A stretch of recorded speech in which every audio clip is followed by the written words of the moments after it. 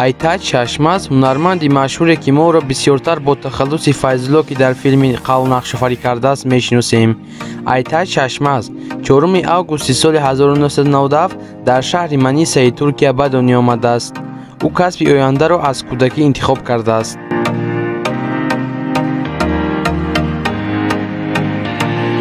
Айтаҷ Шашмаз ҳаёти кӯдакиашро дар шаҳри Маниса гузаронидааст. ӯ дар оила фарзанди ягона набуд ва ӯ як бародари дигар аз худ калон бо номи Исмаил Эге Шашмаз дорад. Бародараш яке аз ҳунармандони машҳур буд. аз ҳамин сабаб Айтаҷ Шашмаз тасмим гирифт ки дар оянда ба мисли бародараш ҳунарманд шавад. аз ин рӯ дарҳол пас аз хатми мактаб ба донишгоҳи маҳаллӣ дохил шуд ва пас аз хатми донишгоҳ Айтаҷ Шашмаз нақшофариро дар филмҳо ва силсилафилмҳо оғоз намуд. ӯ аввалин маротиба дар силсилафилми «Кому чучук» яъне «Фарзанди бад» нақшофарӣ кардааст.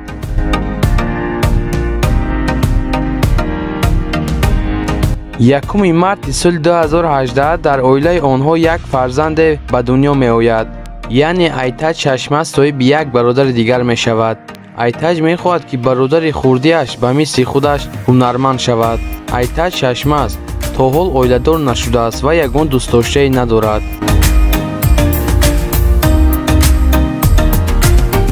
мегузарем ба филмҳо ва силсилафилмҳое ки Айтаҷ Шашмаз нақшофарӣ кардааст. Айтаҷ Шашмаз соли 2017 дар силсилафилми «Кому чучук» нақшофарӣ кардааст.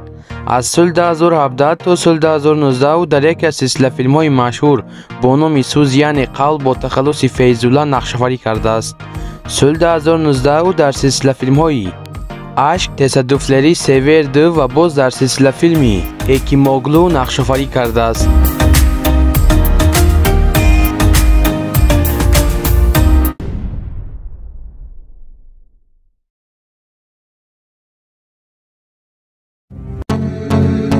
Эрен Вурдем 7 октябри соли 1988 дар шаҳри Конияи Туркия ба дунё омадааст.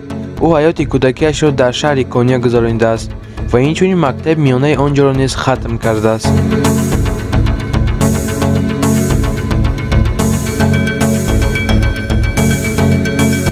ӯ баъди хатми мактаб ба донишгоҳи бо номи «Калиж» дар факултети театрӣ дохил мешавад ва пас аз чанд муддате донишгоҳро бо муваффақият хатм мекунад.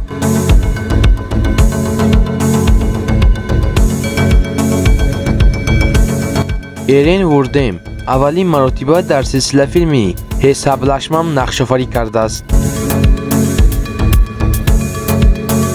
Эрен Вурден муддате ба боғ шавқу ҳавас дошт. дар вақтҳои холигиаш ӯ истироҳат карданро ва бисёр филм тамошо карданро дӯст медорад. аз сабаби ӯ истеъдоди хуби ҳунарӣ дошт, ӯро ба яке аз силсилафилмҳои машҳур бо номи «Сӯз» яъне «Қавл» даъват карданд.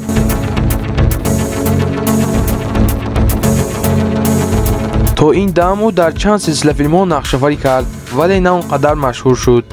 баъди нақшофарӣ карданаш дар силсилафилми «Сӯз» яъне «Қавл» ӯ дар байни ҳама яке аз беҳтаринҳо гашт.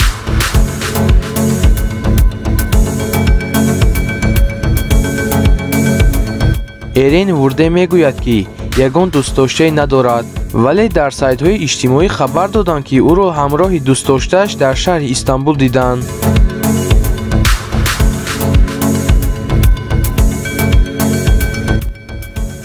мегузарем ба филмҳо ва силсилафилмҳое ки Эрен Вурдем нақшофарӣ кардааст.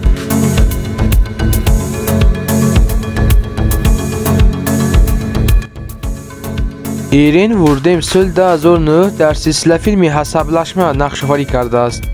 аз соли 2010 то соли 2012 ӯ дар силсилафилми «Шевкет Тепе» бо тахаллуси Эрҳан нақшофарӣ кардааст.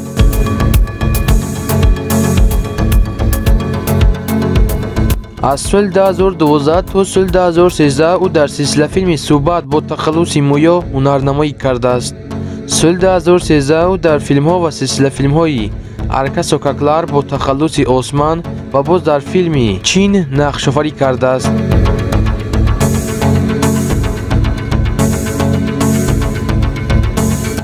соли 2015 ӯ дар силсила филми сон мектуб бо тахаллуси эринкои максер нақшафарӣ кардааст. аз соли 2015 то соли 2016 ӯ дар силсила филми инадина ашк бо тахаллуси чинар ва боз дар силсила филми синьор темел бо тахаллуси оғӯзлар нақшафарӣ кардааст. аз соли 2017 то соли 2019 ӯ дар яке аз силсилафилмҳои машҳур бо номи Сӯз яъне қавл бо тахаллуси Атеш Аҷар нақшафарӣ кардааст.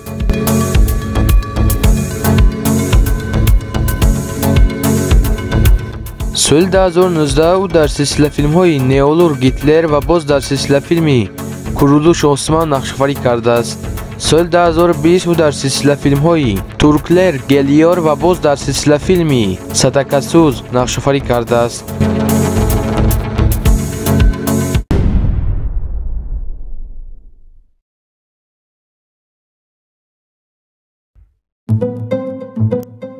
Толга Сарташ 1 январи соли 1991 дар шаҳри Истанбули Туркия ба дунё омадааст ва ҳаёти кӯдакиашро низ дар он ҷо гузаронидааст ва мактаби миёнаи он ҷоро низ хатм кардааст. онҳо дар оила 5 фарзанд мебошанд ки ӯ фарзанди миёнагӣ аст.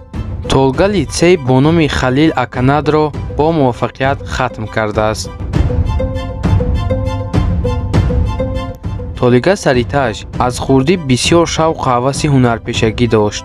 аз ин сабаб баъди хатми литсей ба театри бо номи Эсёнёр Белидей дохил мешаваду ва дар нақшҳои театрӣ низ нақшафарӣ мекунад.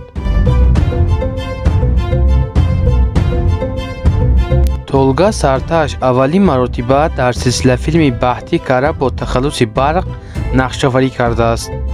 ин ҳунарманди ҷавон донишгоҳи шаҳри Истанбул факултати таълимии кушода ва фосилавӣ географиявиро хатм кардааст. Толга ба ғайр аз ҳунарманд буданаш инчунин истеъдоди мусиқии драмавӣ низ дорад ва ҳатто гурӯҳи гитаристӣ худро дорад. Толга Сариташ то ҳол оиладор нашудааст. ӯ мегӯяд ки оиладор шуданам ба хости худост. ҳар гоҳе ки хост мешавад. аммо дар газетаҳо ва сайтҳои иҷтимоӣ интернетӣ ҳазорҳо духтаро паёмакҳои ошиқона ба ӯ равон мекунанд ва мехоҳанд ки дар ҳаёт бо ӯ бошанд. аммо ӯ мегӯяд ки худованд касеро бароям лоиқ донад ҳамон мешавад. мегузарем ба филмҳо ва силсилафилмҳое ки Толга Сарташ ҳунарнамоӣ кардааст.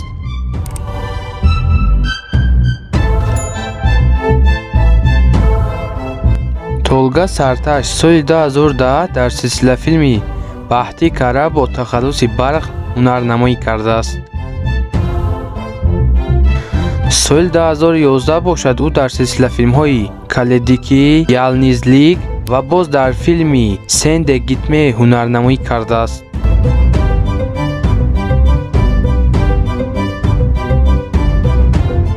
соли 2012 бошад ӯ дар силсилафилми Арка Сокаклар нақшафарӣ кардааст. соли 2013 бошад ӯ дар силсилафилмҳои Оила Бир Эҷел Заманаки 20 дақиқа ва боз дар филми Муҳташаи Юзул ҳунарнамоӣ кардааст. соли 2014 бошад ӯ дар силсилафилми Беним Адым Гултепе ҳунарнамоӣ кардааст. соли 2015 ӯ дар силсилафилмҳои Гунешин Кизларӣ ва боз дар филми Буюк Сургун Кавказия ҳунарнамоӣ кардааст. соли 2017 ӯ дар силсилафилми Кара Язы Кату Руҷук ва боз дар филми Сӯз яъне қавл бо тахаллуси Явуз ҳунарнамоӣ кардааст. соли 2019 ӯ дар силсилафилми Ферҳад Иширин бо тахаллуси Ферҳад ҳунарнамоӣ кардааст. соли 2020 бошад ӯ дар силсилафилмҳои Ярим Калан Ашклар ва боз дар филми Ариза ҳунарнамоӣ кардааст. дӯстони азиз, инак мо ба анҷоми барнома расидем. барои пешрафти кори мо шумо дар комментария фикру ақидаҳоятонро нависонед ва дар видео лайк гузоред ва инчунин дар канали мо обуна шавед ва дӯстони худро даъват намоед. хайр, то барномаҳои дигар. худо ёр мададгоратон бод.